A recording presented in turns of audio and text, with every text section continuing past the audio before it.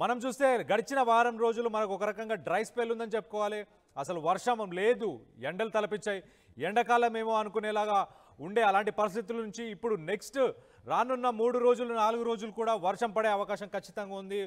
రేపు భారీ నుంచి అతి భారీ వర్షం కూడా పడే అవకాశం ఉంది. దాదాపు రెయిన్ఫాల్ ప్రిడిక్షన్ వచ్చి 23 మిల్లీమీటర్ల వర్షపాతం నమోదయ్యే అవకాశం ఉంది. సో మీరందరూ అప్రమత్తంగా ఉండి లోతట్టు ప్రాంతాల్లో ఉన్న వాళ్ళంతా కూడా సేఫ్గా ఉండడానికి ప్రయత్నించండి. అలాగే బయట మీరు ఏమైనా లూజ్గా అవుట్డోర్లో ఏమైనా మీరు సామాన్లు పెట్టుకున్న అలాంటి ఏమైనా ఉన్నా ఈదురు గాలులు ఎక్కువ మోతాదులో ఉంటాయి కాబట్టి వాటన్నిటి కూడా మీరు సురక్షితంగా ఉంచుకునే ప్రయత్నం చేయండి. అలాగే ఎప్పటికప్పుడు ట్రాఫిక్ ఫీడ్ని చూస్తుండండి, ఆర్టీవీని చూస్తుండండి. ట్రాఫిక్ అప్డేట్స్ అన్ని ఇస్తుంటాం, వెదర్ అప్డేట్స్ అని మేము ఆర్టీవీలో ఎక్స్క్లూజివ్గా ఇస్తాం కాబట్టి ఎప్పటికప్పుడు ఆర్టీవీని కూడా మానిటర్ చేస్తూ ఉండండి.